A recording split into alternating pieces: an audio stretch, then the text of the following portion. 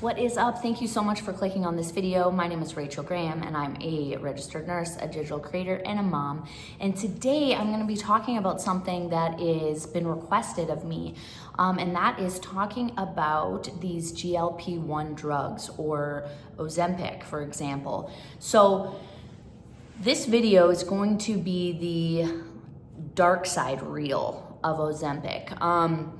There is a lot of media coverage of this drug and similar drugs like it. I actually saw Noom, that popular app for weight loss, talking about, I don't know if it was Ozempic or it was another one of these classes of drugs, but it was talking about how they're like partnered now. And the commercial was just very, it was just like a couple of people standing in like a line, and it was like, oh, you haven't heard? Blah, blah, blah. Like, cool, another awesome thing about Noom kind of thing. And it's just like making it seem like this drug is something that, like, oh, just add a squirt of lemon to your water, like as innocuous as that. And I am here to talk about the dark side of Ozempic. So if you're thinking about trying Ozempic because you've been diagnosed with type 2 diabetes, or you're just thinking about doing Ozempic because you want to lose weight, or both, this video is for you. So stay to the end, okay? Because I'm going to give you my tips and tricks on things you can maybe do otherwise to consider, and you just need the whole picture. So I do have some notes that I'm going to reference because it is a lot of content. So if you can see my eyes kind of shifting, that's why. So it is being hyped as this miracle weight loss drug, right?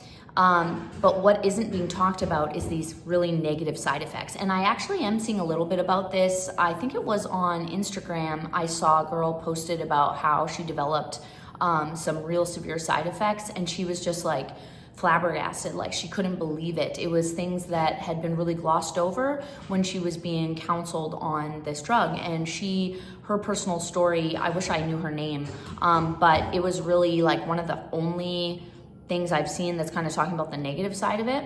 So basically today I'm going to talk about the side effects and what you need to know before you just immediately decide you want to take Ozempic or a similar drug in this class. So there is severe GI side effects, and this might be one that your doctor has shared with you, or when you're researching it, you've seen, because I think when people think about GI side effects, they're not as concerned with that. It's like, oh yeah, a lot of drugs have nausea, vomiting as a side effect.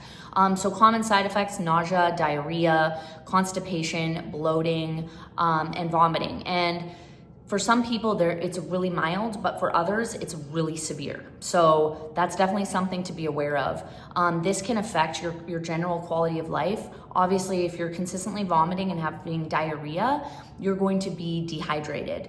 And dehydration can cause all sorts of other problems and risks, which obviously affects your entire life. So something definitely to be aware of. Muscle loss and frailty risk. This is one that I wasn't initially aware of before I started researching for this video. And I think it's probably one of the most scary side effects of Ozempic. So due to this rapid weight loss that you're gonna find when you get on these drugs, you're gonna have a decreased muscle mass, rapid muscle loss. So not only are you gonna have fat loss, but you're also gonna have muscle loss. And that is really not good. Muscle mass, like, we need that. We need our muscles to support our skeleton, our posture, and actually the more muscle you have, the more calories you burn. So it's really, doesn't really make sense to be taking a drug that's going to deteriorate your muscle mass, right? Because if you focus on muscle gain, you're actually going to be burning a lot of calories even at rest. We'll get to that later. So without adequate protein and strength training, these people that use Ozempic may look really skinny, but they're going to be really frail and really weak if you're not getting adequate protein sources and doing weightlifting while using Ozempic. So this increases your risk of hurting yourself, right? If you're frail and you're just weaker in general, it'll increase your risk of hurting yourself. This also slows down your metabolism, which is something that nobody wants to hear, because you want your metabolism to be efficient and quickly burning calories. If your metabolism is slowing down, that's obviously a negative thing. And then obviously, as a result of being frail, you're gonna have a higher chance of injury over time. Next up, malnutrition and disordered eating patterns. So basically, when you're taking this drug, some people experience like a little bit of an appetite suppression, which is kind of what they're looking for. They don't want to be eating in excess. But some people experience actually extreme disinterest in eating, which is obviously problematic, and this affects their ability to get adequate nutrition. So that is a huge issue. So this can result in nutrient deficiencies, and if you're deficient in nutrients, that can cause all sorts of other problems.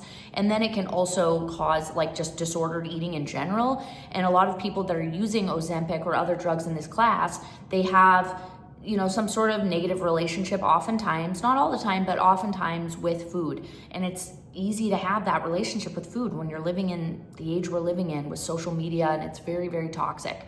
So that's something to be aware of. If you already have some disordered eating patterns, Ozempic and use of these drugs, similar drugs like this in this class, they may also contribute or amplify those feelings that you already have. Next up, rebound weight gain after stopping these drugs. Now this is probably my biggest concern. If a friend comes to me or an acquaintance is like, hey, what do you think of Ozempic? I'm considering doing it because I just want to lose some weight and I want to use it as like a tool to get going. The problem is, it's like, will you stop using it? If you're seeing results, what makes you think you're going to want to stop that drug, right? You're really not going to want to stop it. If you've lost a lot of weight, you want to keep using it. The problem is, are these side effects going to be minimal for you, or are they going to be severe? And are you going to be able to discern? So say you've lost 30 pounds and you're feeling really good, but you're also like nauseated and you've been vomiting, and your friends and family are like, you're kind of looking pale, and like maybe you're just not necessarily feeling super good, but you're looking thinner and you're fitting into your clothes. I mean, are you going to stop this drug, right? So the problem is, when you do stop, you could gain the weight back like immediately. And that can be very, very traumatizing. If you've just lost 30 pounds and then you're like, okay, or maybe you're like, actually, this is what I wanted from this drug. I started it. The goal was to jumpstart weight loss, and now I've done it and I'm going to get off it. Then what happens if you gain the 30 pounds back again? It's kind of like, when I did keto, for example, and I cut out everything. I wasn't eating bananas. I wasn't eating any fruit other than strawberries and raspberries and blueberries. And even those I would eat in moderation. Absolutely no bread, none. No gluten-free bread, no gluten-free pasta, no rice, nothing. And I went to a cousin's wedding in Florida, and I had some chips and salsa. And I thought, I'm on vacation, just gonna have some chips and salsa. Went back to Madison, or I was living in Minneapolis at the time, and then it was like, oh, well, I'm just gonna have a little bit of pasta just once a week, because like I already hit my goals, I'm good. Before I knew it, you guys, on keto, you're eating high fat, right? High fat, low carb. So I'm having whipping cream in my coffee. I'm doing cheese, bacon, mayo, avocados, like all the high fat foods, but I wasn't doing carbs. So my body was burning fat for fuel, right? Ketone production, using ketones for fuel instead of glucose. So that was great. But then you start adding little carbs in, and all of a sudden you're eating high fat and high carb. And then what do you think happens? You balloon. You literally balloon. You become like, I gained back all the weight and then some. So rebound weight gain. So the drug doesn't address the root cause of why you are the weight you are. If you are not in your ideal weight, whether that's for what you want or whether that's for your BMI and what you should be at your age and your height, if you're not at that weight, there's things you need to sort out and work through, right? So that's whatever that is. If it's getting a new lifestyle routine, working in the gym, figuring out how are you going to get that in? How are you going to get that 30 to 40 minute workout in, or an hour if you can handle it? How are you going to get that into your life, whether it's 3 times a week or 5 times a week or whatever? How are you going to get all the processed garbage out of your cabinets and your refrigerator and put in more fresh, whole food choices? Like, these are things that you need to come to terms with. And taking Ozempic is not going to fix what's happening behind the scenes in your fridge, right? It's not going to get you to the gym. So that's a risk. I'm not saying everybody who takes this isn't going to like completely empty out their pantry and really make a big lifestyle change. And if that's you, then awesome. But this is just a reminder, a friendly reminder that those root causes for the reason why you're where you are right now need to be addressed. So let's see. Oops, sorry, my little notes here. So yeah, sometimes, not only are you going to gain the weight back, but the behaviors that led to you getting to the place that you are may intensify and get worse. Because mixed in with that, you might have some guilt about gaining the weight back so quickly, and like you had this commitment to using this drug and it costs money, and now look what you've done. And we just need to really acknowledge that that's a possibility that could happen. Next up is the long-term unknowns. So this was originally developed, of course, for type 2 diabetes. It was not developed for people that just wanted to lose weight. So if you're a person that has type 2 diabetes, that is why this drug was created. But if you're not, then that is kind of an off-label use. And there just hasn't been long-term studies to really evaluate the safety of using this medication long-term for weight loss independent of having type 2 diabetes. So that's unknown. And we're talking about thyroid health, we're talking about kidney health, and we're talking about pancreas health. I mean, I'm a dialysis nurse, you guys. I do dialysis treatments on patients in the hospital that have had kidneys that just failed, like an acute kidney injury due to all different factors, from drug overdoses to alcoholism to they just weren't taking care of themselves, and over time the kidneys failed due to poor diet and lack of exercise. And then, people that have had kidney transplants and they're on dialysis, you don't want to play with your kidneys. You do not want to play with your kidneys, you guys. And same with these other organs. They are vital. They do so many things in your body. So that is definitely something to consider when you're contemplating taking a drug that has no long-term studies done on people that aren't diabetic, type 2 diabetics. Next up, mental health impacts. So some users actually report mood swings, anxiety, and depression in using Ozempic, partially linked to extreme calorie restriction and malnutrition or hormonal changes that occur as a result of taking this drug. We really don't know the long-term impact of these mental health links to using these types of drugs because they are so new, especially I'm speaking about for people that do not have type 2 diabetes. I would be very, very cautious to use this drug if you do not have type 2 diabetes, just because the studies aren't there. They're just not there. The long-term safety is not there. Next up, so social pressures and this whole glamorizing of Ozempic. I'm talking about that new mad. It makes it seem like it's oh yeah, it's no big deal. You just take Ozempic, just a little quick shot you can do it yourself. That is really sketchy. That's really terrifying to me. And I feel like there's all these new drugs, new brands that are you can order them yourself online, and it's just these are actual drugs, you guys. This is not a new type of freaking tea or a new mushroom coffee, you saw that all over Instagram a while ago. It was just these are not adaptogenic herbal tinctures.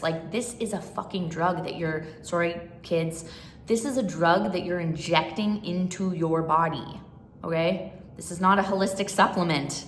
Then it really needs to be treated like a pharmaceutical medication because that's what it is. So, the standards for beauty these days are just completely ridiculous. I mean, in some ways, I think that it's getting better because it's positivity in terms of, accepting people for being different sizes. And I think that's really awesome. When I was in high school, my girlfriends and I talk about this, being a 00, literally pant size 00 with the tiny micro zippers and having your G-string come out the back and having literally no butt and no thighs. That was the look. That was what was in. And I did not fit into that category. I put myself in not 00, never could do that, but it was more a size 5 that I was, but they still sold these tiny little micro zipper jeans, low rise jeans. I never did the G-string hanging out though. I feel I kind of wanted to be that girl, but I was you're not that girl, and your mom will literally kill you if she finds that. It'll be cut up in pieces and burnt in the fireplace if she found a G-string in my bedroom. It would have to be in a Ziploc bag, in the garage or something under a piece of wood that I would low-key put into my bag before I went to work, or school.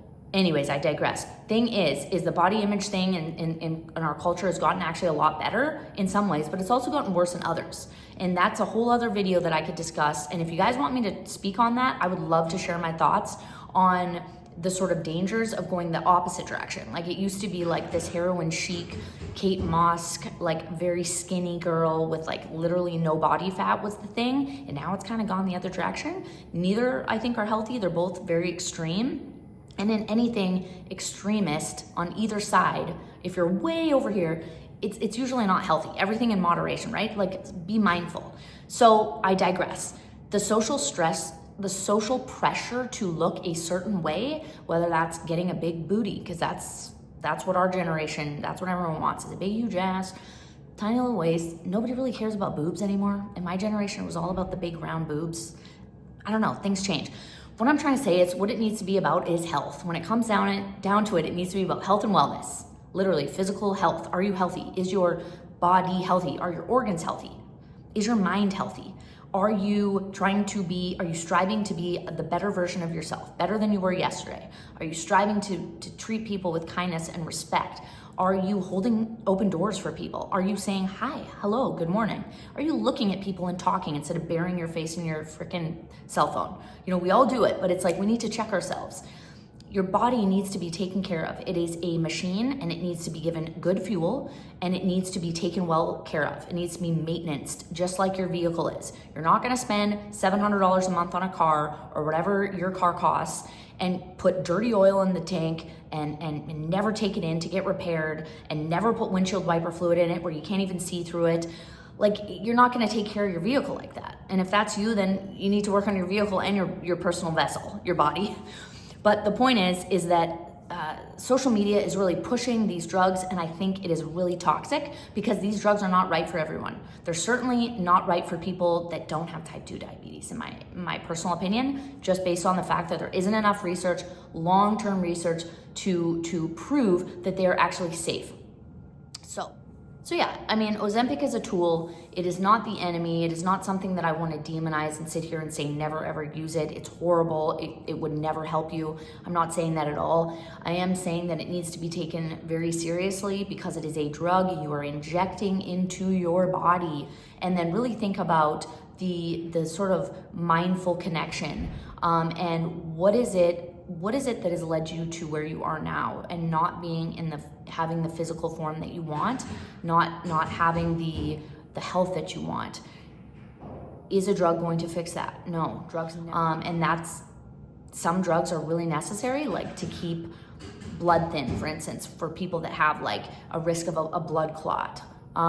There is always, and I don't want to minimize the importance of modern medicine and pharmaceuticals.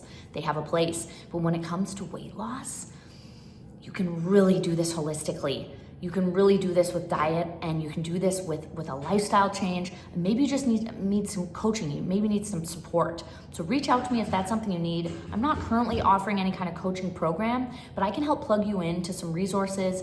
And if it's just like having a conversation, maybe if it's even some email or some voice messages back and forth, I would love to sort of like bounce some ideas off with you.